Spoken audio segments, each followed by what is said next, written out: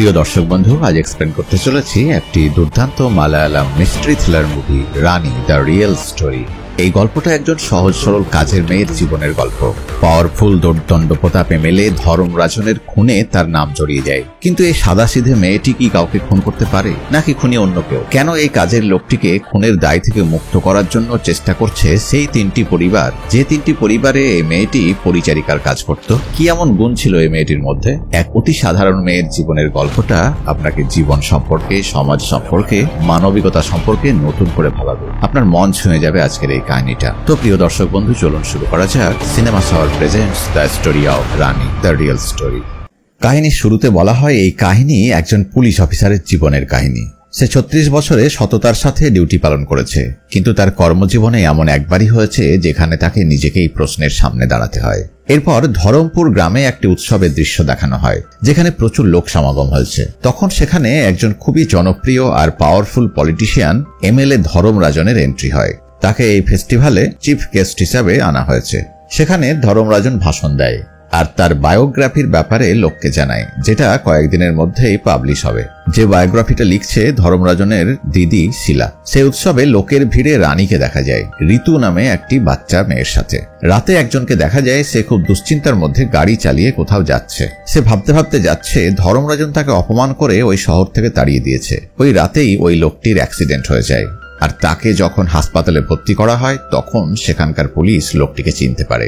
এই লোকটি আসলে ধর্মরাজনের শ্যালক। এরপর সিনশিপ আর দেখা যায় পুলিশ অফিসার নাসিরকে। সে তখন আরাম করে নিজের বাড়িতে শুয়ে আছে। তার মোবাইলে পুলিশের কল আসে আর ওই অ্যাক্সিডেন্টের ব্যাপারে তাকে জানানো হয়। নাসিরকে আরো জানানো হয় পুলিশ অফিসাররা ফোনে না পেয়ে ধর্মরাজনকে ওই শ্যালকের অ্যাক্সিডেন্টের ব্যাপারে জানাতে যখন তার বাড়ি যায় তখন ধর্মরাজ খুন হয়ে গেছে। আর সেখানে তখন ছিল ওই বাড়ির কাজের মেয়ে রানী। আর দেখা যায় পুলিশ যখন রানীকে ধর্মরাজনের বাড়ি থেকে বের করে আনছে তখন তার গায়ে, চোখে, মুখে রক্তের দাগে ভর্তি হয়ে আছে, কিন্তু রানী দাবি করে সে খুন করেনি। যখন ধর্মরাজনের খুনের খবর বাইরে আসে তখন পাবলিকের মধ্যে তীব্র প্রতিক্রিয়া দেখা যায়, কারণ ধর্মরাজন এমনিতে যাই হোক লোকের সামনে ছিল ভালো মানুষ আর প্রভাবশালী একজন পলিটিশিয়ান। ধর্মরাজন এতটা পপুলার আর পাওয়ারফুল হওয়ার কারণে পুলিশ অফিসার খুনের কেসে খুবই তৎপর হয়ে ওঠে। তারা একটি স্পেশাল টিম তৈরি করে যাতে তাড়াতাড়ি ধর্মরাজনের খুনের কেসের সমাধান করে পাবলিকের সামনে সত্যটা আনতে পারে। এই টিমটা লিড করছিল এই পুলিশ অফিসার নাসির, আর সে বাসি নামে একজনকে ডাকে। এই কাহিনীর শুরুতে এই বাসির কথাই বলা হচ্ছিল। এই সেই পুলিশ অফিসার যে 36 বছর ধরে সততার সাথে তার ডিউটি পালন করেছে, কিন্তু চাকরি জীবনের শেষের দিকে ক্যান্সারে আক্রান্ত হওয়ার কারণে বাসি চাকরি থেকে ইস্তফা দিয়ে দেয়। বাসি তার কর্মজীবনে অনেক জটিল খুনের কেস দক্ষতার সাথে সলভ করেছে, তাই পুলিশ ডিপার্টমেন্টের তার উপর অনেক ভরসা ছিল। বাসি এবারও নাসিরের অনুরোধে ধর্মরাজনের কেসের তদন্ত করতে রাজি হয়ে যায়। আর যখন সে পুলিশের গাড়িতে অফিসের দিকে যাচ্ছে তখন ধর্মরাজনের অতীতটা দেখানো হয়। সিন শিফট হয় আর পাস্টে চলে যায় 1979 সাল। ধর্মরাজনের আসল নাম সিলভান। সিলভান তখন কিশোর আর সে ছিল খুবই দরিদ্র। সে তখন পাথর ভাঙার কাজ করত আর সে অনাথ ছিল, তাই তখন তাকে দত্তক নিয়েছিল শিলার মা। এই শিলাই তার এখন দিদি। সিলভান বড় হওয়ার সাথে সাথে প্রচুর পরিশ্রম করত আর ধীরে ধীরে সে পলিটিক্সে ঢুকে পড়ে আর খুব কম সময়ের মধ্যেই পাওয়ারফুল পলিটিশিয়ান হয়ে ওঠে। আর বর্তমানে বোঝা যায় সে কতটা পাওয়ারফুল লোক ছিল। কাহিনীটা বর্তমানে আসে আর শিলাকে ইন্টারোগেশন রুমে দেখা যায়। শিলাকে রানীর ব্যাপারে জিজ্ঞাসাবাদ করা হচ্ছে। তখন জানা যায় রানী তাদের বাড়িতে 3 বছর ধরে কাজ করত। আরো 2টি পরিবারে রানী পরিচারিকার কাজ করত। শিলার মতে রানী কাজে তো পটু ছিলই, একই সাথে রানী শিলাকে অনেক হেল্প করত ধর্মরাজনের বায়োগ্রাফিটা কমপ্লিট করার কাজে। এই জন্য শিলা পুলিশ অফিসারদের রানীকে তাড়াতাড়ি ছেড়ে দিতে বলে, কিন্তু পুলিশ অফিসাররা রানীকে ছাড়তে রাজি হয় না। আর শিলাকে বাসি জিজ্ঞেস করে ওই খুনের রাতে রানী কেন ধর্মরাজনের বাড়িতে ছিল। সাধারণত সে রাতে নিজের বাড়ি চলে যেত। শিলা তখন বলে রানী ঋতু নামে একটি বাচ্চা মেয়েকে দেখাশোনার কাজ করত আর সেই শিশুর বাবা মা সেদিন বাড়িতে ছিল না। আর ওই দিন উৎসব থেকে ফিরতে রানীর অনেক রাত হয়ে গেছিল, তাই শিলাই তাকে ওই রাতে তাদের বাড়িতে থেকে যাওয়ার জন্য বলেছিল। এই জন্য শিলা সেদিন ওই বাড়িতে ছিল। এরপর শিলা ইন্টারোগেশন রুম থেকে বেরিয়ে আসে আর বাইরে ধর্মরাজনের পার্সোনাল অ্যাসিস্ট্যান্ট লালজিকে দেখানো হয়। লালজিকেও ইন্টারোগেশন রুমে ডাকা হয়েছে আর তার সাথে কথা বলে পুলিশ অফিসাররা জানতে পারে ধর্মরাজনের খুনে তার একজন ক্লায়েন্টেরও হাত থাকতে পারে। এই ক্লায়েন্টের সাথে ধর্মরাজনের একটা ডিল চলছিল। এই ডিলটা ছিল ধর্মরাজনের একটি সরকারি জমি বিক্রি করার ডিল। কিন্তু ওই ক্লায়েন্ট যখন জানতে পারে ধর্মরাজন তাকে সরকারি জমি বেচে দিয়েছে আর ওই জমি যে কোনো সময় সরকার দখল করে নিতে পারে, তখন সেই ক্লায়েন্ট ধর্মরাজনের সাথে ওই ডিলটা ক্যান্সেল করার চেষ্টা করে। কিন্তু তাও সে ধর্মরাজনের ভয়ে ধর্মরাজনকে 3.5 কোটি টাকা অ্যাডভান্স পেমেন্ট করে দিয়েছিল। কিন্তু ধর্মরাজন ওই ক্লায়েন্টের সাথে ডিল ক্যান্সেল করতে রাজি ছিল না, আর বাকি টাকা পেমেন্ট করে দেওয়ার জন্য ওই ক্লায়েন্টকে চাপ দিচ্ছিল। এখানে বোঝা যায় ধর্মরাজনের পাবলিক ইমেজ ভালো হলেও সে আসলে ছিল একজন পাক্কা শয়তান। ওই ক্লায়েন্ট এখন বাকি টাকা পেমেন্ট করতে অস্বীকার করে। তখন রেগে গিয়ে ধর্মরাজন তার সাঙ্গপাঙ্গদের সাথে নিয়ে ওই লোকটিকে প্রাণে মারার হুমকি দিয়েছিল। তার মানে এটা একটা কারণ হতে পারে নিজেকে সেভ করার জন্য ওই ক্লায়েন্ট বাধ্য হয়ে ধর্মরাজনকে খুন করেছে বা লোক দিয়ে খুন করিয়েছে। বাসু লালজিকে জিজ্ঞাসা করে সে ওই টাকার ব্যাপারে কিভাবে জানতে পেরেছে। লালজি তখন শিলার নাম করে। অন্যদিকে বাকি পুলিশ অফিসারদের দেখানো হয় যারা রানীর অতীত কোনো ক্রিমিনাল রেকর্ড আছে কিনা সেইটা বের করার চেষ্টা করছিল, কিন্তু রানীর কোনো পাস্ট ক্রিমিনাল রেকর্ড পাওয়া যায় না। তার এগেনস্টে একবারই একটা পুলিশ কমপ্লেন হয়েছিল, আর সেটাও খুব তাড়াতাড়ি উইথড্র করে নেওয়া হয়েছিল। আর ওই কমপ্লেনটা করেছিল ধর্মরাজনের উপপত্নী মহেশ্বরী। এরপর মহেশ্বরীকেও ইন্টারোগেশন রুমে ডাকা হয়। তখন মহেশ্বরীও রানীর অনেক প্রশংসা করে আর জানায় আসলে সে রানীকে ভুল বুঝে কমপ্লেন করেছিল, আর এজন্যই তাড়াতাড়ি ওই কমপ্লেনটা উইথড্র করে নিয়েছিল। এখানে কাহিনী শিফট হয়ে পাস্টে যায়, আর দেখানো হয় রানী যখন প্রথম মহেশ্বরীদের বাড়িতে এসেছিল সেখানে এক বৃদ্ধা দাদির সাথে রানীর আলাপ হয়, যে মহেশ্বরীদের বাড়িতে তার 15 বছর বয়স থেকেই কাজ করত, আর এখন বয়স হয়ে যাওয়ার কারণে আর কাজ করতে পারে না। এজন্যই রানীকে আনা হয়েছে ওই বাড়িতে কাজের জন্য। তখন ওই দাদি রানীকে ওই বাড়ির সব কাজ শিখিয়ে দেয় আর তাদের মধ্যে ভালো সম্পর্ক হয়ে যায়। কিন্তু তখন রানীকে তো আনা হয়েছে ওই দাদির জায়গায় কাজ করার জন্য, তাই দাদির আর ওই বাড়িতে কোনো কাজ নেই। এজন্য দাদিকে ওই বাড়ি থেকে ছুটি দিয়ে দেওয়া হয়। রানীর কিন্তু ব্যাপারটা ভালো লাগেনি, এজন্য রানী একটা কৌশল করে। এরপর দেখা যায় মহেশ্বরী দেবী যখন মন্দিরে যায় তখন মন্দিরের ঠাকুরের সব গয়না গায়েব হয়ে গেছে, আর ওই ঠাকুরের মূর্তি প্রতি বছর উৎসবের সময় পুজোর জন্য বের করা হতো, আর যে গয়নাগুলো গায়েব হয়ে গেছে তাও বেশ দামি ছিল।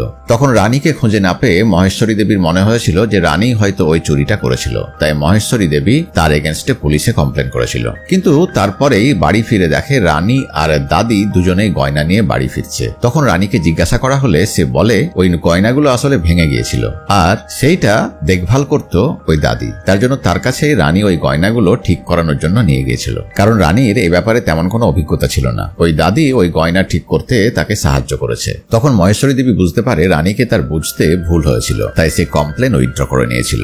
একই সঙ্গে মহেশ্বরী দেবী উপলব্ধি করে দাদিকে যাতে ওই বাড়ি থেকে যেতে না হয়, তাই জন্যই রানী এই কৌশলটা করেছিল। তখন রানীর ওপরে সে আরো ইমপ্রেস হয়ে যায় এবং দাদিকেও ওই বাড়িতে রেখে দেওয়া হয়। এরপর আরো তদন্ত করে পুলিশ জানতে পারে যেখানে উৎসব হয়েছিল সেখানে বম ব্লাস্ট করার পরিকল্পনা ছিল, তাই তারা ওই বিস্ফোরকের ব্যাপারে তদন্ত করা শুরু করে। তারা এরপরে একটা মোবাইল ফোন উদ্ধার করে যেটা ধর্মরাজনের বাড়ির বাইরেই পাওয়া যায়। পুলিশ তদন্ত করে ওই মোবাইল ফোনের মালিককে খুঁজে বের করে। আসলে এই লোকটি ছিল ধর্মরাজনের একজন কর্মচারী এবং এই ধর্মরাজনের জন্য বিভিন্ন ধরনের কাজ করত। এই লোকটিকেও ইন্টারোগেশনের জন্য ডাকা হয়। প্রথমে তো সে কিছুই বলতে রাজি হয় না, কিন্তু যখন পুলিশ তাকে কিছু মারধর করে তখন সেই লোকটি বলে ধর্মরাজনের বাড়িতে সে অনেকবারই কাজের সূত্রে গেছে, আর তখন সেখানে রানীকে দেখে তার ভালো লাগে। এজন্য ওই উৎসবের রাতে সে রানীকে ধর্মরাজনের বাড়িতে রেখে আসে, যাতে রাস্তায় সে রানীকে তার মনের কথা বলতে পারে। কিন্তু রাস্তায় সে রানীকে সাহস করে কিছু বলতে পারেনি। তারপর সে রাতের বেলায় ধর্মরাজনের বাড়িতে গিয়ে তার মনের কথা বলবে এই পরিকল্পনা করে সেদিন সে ওই রাতে ধর্মরাজনের বাড়িতে গিয়েছিল। আর যখন সে পাঁচিল টপকে ভেতরে ঢুকছিল তখন দেখে বিনায়নকে গাড়ি থেকে বেরিয়ে যেতে। এই বিনায়ন মানে হচ্ছে ধর্মরাজনের শ্যালক। আর তারপর একজন লোককে সুটকেস নিয়ে ওই বাড়ি থেকে বেরোতে দেখেছিল, আর কিছু সে দেখেনি। এরপর জিজ্ঞাসাবাদ করা হয় ধর্মরাজনের বউ সোনাকে। বাসির প্রশ্নের উত্তরে সোনা জানায় ওই রাতে, যে রাতে ধর্মরাজন খুন হয়, তার আগে ধর্মরাজনের সাথে তার ভাই বিনায়নের সাথে ধর্মরাজনের ঝগড়া হয়েছিল। আসলে ধর্মরাজন যা কিছু অর্জন করেছিল তা সোনার বাবার কারণেই হয়েছিল। তার ধন সম্পদের বেশ কিছুটা সে সোনার বাবার কাছ থেকেই পেয়েছিল। আর এই কথাটাই সেদিন ব্যঙ্গ করে ধর্মরাজনের বাড়িতে বলেছিল তার শ্যালক বিনায়ন। তাই রেগে ধর্মরাজন তাকে অপমান করে বাড়ি থেকে তাড়িয়ে দেয় আর তাকে শহর ছেড়েও পালাতে বলে। এটাই মুভির প্রথম দিকে দেখা গিয়েছিল বিনায়ন রাস্তায় গাড়ি চালিয়ে যাচ্ছে, আর সেদিনই তার অ্যাক্সিডেন্ট হয়। সোনার কথা অনুযায়ী ওই অ্যাক্সিডেন্টে ধর্মরাজনের হাত থাকতে পারে। ধর্মরাজন তার বউয়ের সাথেও খুবই দুর্ব্যবহার করত। সোনা চাইতো যেন ধর্মরাজনের কঠিন মৃত্যু হয়, কিন্তু ধর্মরাজনকে কোনো একা মহিলার পক্ষে কিভাবে মারা সম্ভব, এটাই ছিল বড় প্রশ্ন। এখানে ওই বাচ্চা মেয়ে ঋতুর ব্যাপারেও জানা যায়। এই ঋতুকে একটি অনাথ আশ্রম থেকে নিম্মি আর এবি এরা যারা লিভ ইন রিলেশনে একসাথে থাকতো তারাই দত্তক নিয়েছিল। নিমি একটি হসপিটালে হেড নার্স ছিল আর এবি ছিল একজন সাংবাদিক। আর ধর্মরাজনের জমির যে ডিলের স্ক্যামটা চলছিল সেইটার ব্যাপারে এবি অনুসন্ধান করছিল।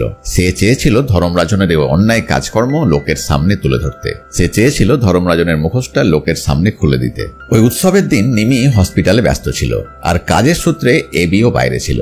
তাই তাদের ওই দত্তক নেওয়া বাচ্চা মেয়ে ঋতুকে রানীর সাথে রেখে গিয়েছিল আর রানী ঋতুকে নিয়ে গিয়েছিল উৎসবে। আর ফিরতে তার রাত হয়ে যায়। এজন্যই ওই রাতে রানী ধর্মরাজনের বাড়িতে থেকে গিয়েছিল। বাচ্চা মেয়ে ঋতুর সাথে রানীর ভালো সম্পর্ক হয়ে গেছিল। তাই খুনের রাতে রানীকে পুলিশ ধরে নিয়ে যাওয়ার পর থেকে ঋতু বেশ মনমরা হয়ে থাকতো। তাই নিম্মি আর এবিও চাইতো যেন রানীর খুব তাড়াতাড়ি ছাড়া পেয়ে যায়।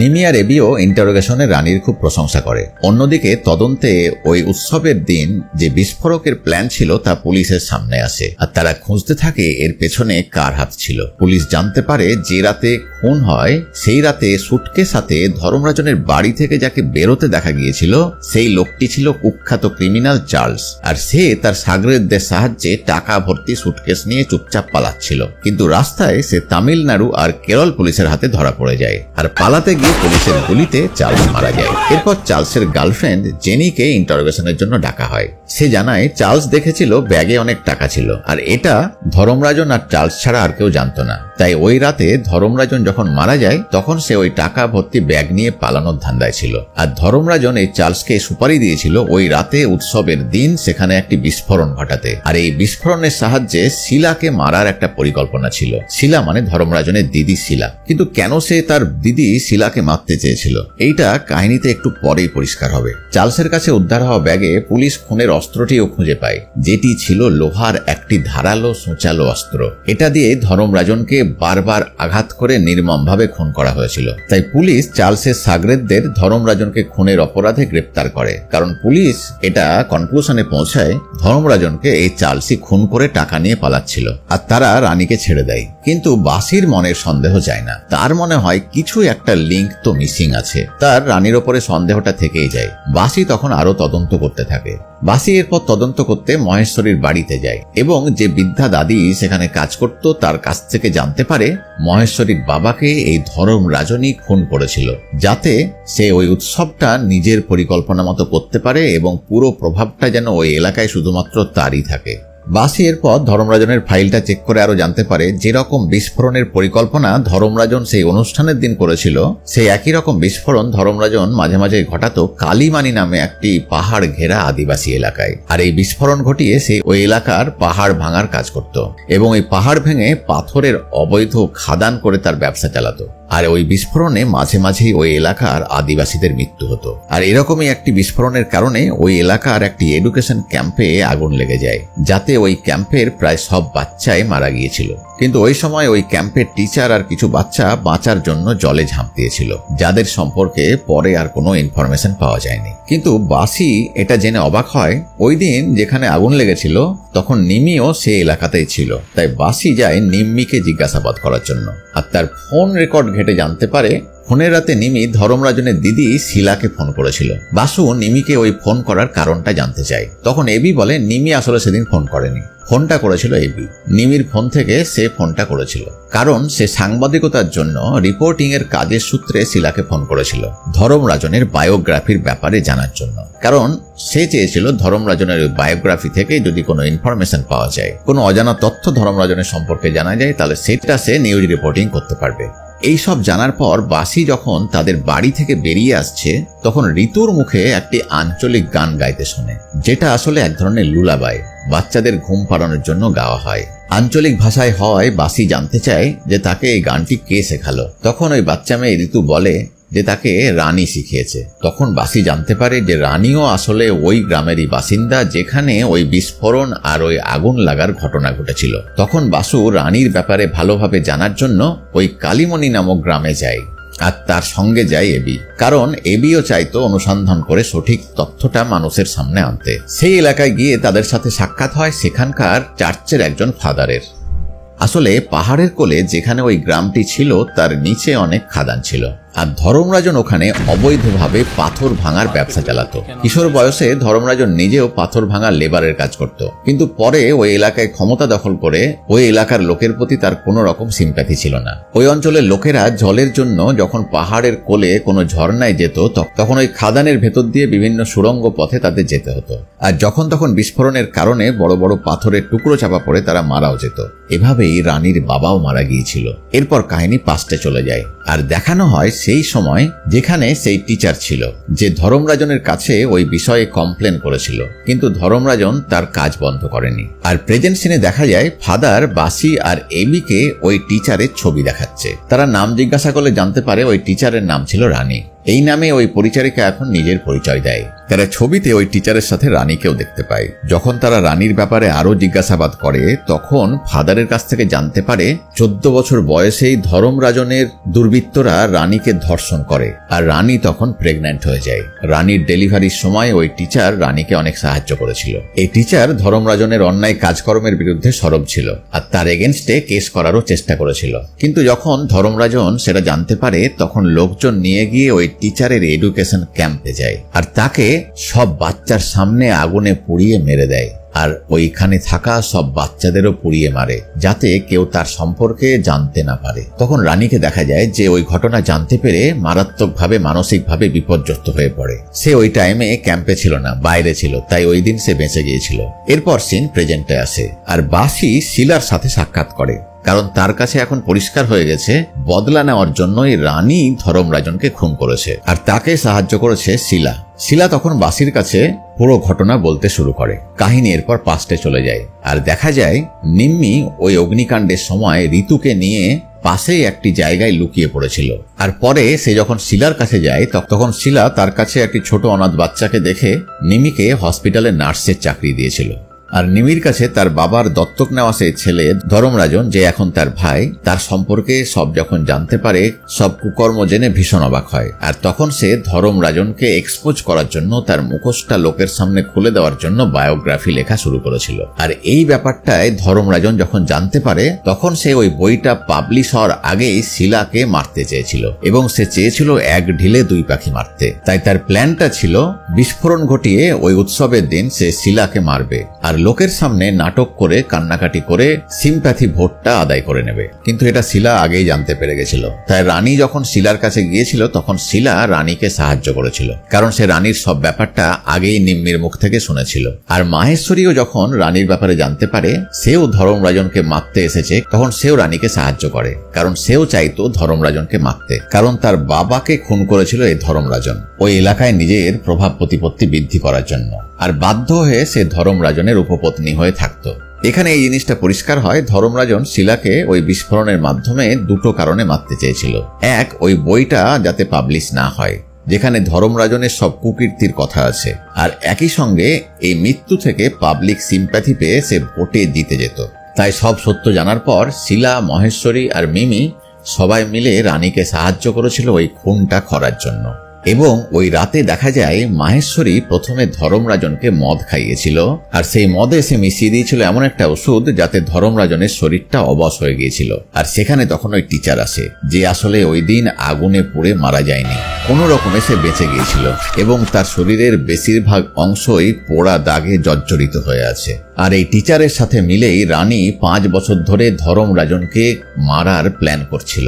ধর্মরাজনের পাপের ঘড়া পূর্ণ হয়ে এসেছিল আর ওই টিচার ধর্মরাজনের সামনে আসে আর তাকে নির্দয়ভাবে ওই সুচালো লোহার টুকরো দিয়ে বারবার আঘাত করতে থাকে যতক্ষণ না ধর্মরাজনের মৃত্যু হয়। কাহিনী এরপর প্রেজেন্টে আসে আর বাসি অনুভব করে ধর্মরাজনের সঙ্গে যা হয়েছে ঠিকই হয়েছে, এরকম মৃত্যুই তার প্রাপ্য ছিল। এটা আসলে খুন নয়, এটা ছিল শয়তানের বধ। আর তাছাড়া বাসি এখন পুলিশে চাকরিও করে না, সে শুধুমাত্র সত্যটা অনুসন্ধান করতে চেয়েছিল। আর সে সিদ্ধান্ত নেয় ওই খুনের যে সত্যটা সে জানতে পেরেছে সেটা কাউকে সে কিচ্ছু বলবে না, কারণ যা হয়েছে এটাই ন্যায় বিচার। এটা শুনে শিলাও খুব খুশি হয়। এরপর দেখা যায় বাসি নাসিরের সাথে দেখা করতে গেছে। যেহেতু পুলিশ রেকর্ডে এবং পাবলিকের সামনে নাসির ধর্মরাজনের খুনের কেসটা সলভ করে ফেলেছে এবং এই খুনের জন্য চার্লসকে দায়ী করেছে, যে চার্লস ইতিমধ্যে পুলিশের গুলিতে মারা গেছে। তাই চার্লসের সাগরেদদের সে অ্যারেস্ট করেছে আর এই কেসটা সলভ করার জন্য তার প্রমোশন হয়ে গেছে। আর পাবলিকের সামনে তারা চার্লসকেই খুনি হিসাবে প্রকাশ করেছে, কারণ তারা এটাই সত্য হিসাবে ভেবেছিল। কিছুক্ষণ বাদেই নাসিরের বাড়িতে বাসি অবাক হয়ে দেখে সেই পরিচারিকা রানীকে। নাসিরের বাড়িতেও পরিচারিকার কাজে ঢুকেছে সেই রানী, কারণ রানীর এরপর নাসিরকে মারার প্ল্যান ছিল। কারণ এই নাসির হলো সেই পুলিশ অফিসার যে ধর্মরাজনের ওই দিনের পুড়িয়ে মারার ঘটনাকে দুর্ঘটনাবশত একটি অগ্নিকাণ্ড বলে রিপোর্ট করেছিল। তাই ধর্মরাজনের এগেনস্টে কোনো ব্যবস্থা নেওয়া হয়নি। বাসি রানীকে দেখেই তার প্ল্যান সম্পর্কে জানতে পারে, আর বাসি নাসিরকে বিদায় জানিয়ে সেখান থেকে চলে আসে। কারণ বাসিও মনে মনে চাইতো এই পাপীরা যেন এভাবেই মারা যায়। এরপর দেখা যায় চায়ে বিষ মিশিয়ে সেটা নাসিরকে দিচ্ছে রানী, আর বাসির দিকে তাকিয়ে হাসে, যে হাসিটা ছিল দুষ্টের দমন করতে পারার তৃপ্তির হাসি। আর এখানেই মুভির কাহিনীটা শেষ হয়। তো প্রিয় বন্ধুরা, আশা করি আমার মতো তোমাদেরও এই দুষ্টের দমন আর শিষ্টের পালনের কাহিনীটি ভালো লেগেছে। তাই অনুরোধ করব, লাইক, কমেন্ট এবং সাবস্ক্রাইব করে পাশে থেকো। অনেক অনেক ধন্যবাদ ও শুভেচ্ছা রইল। খুব ভালো থেকো।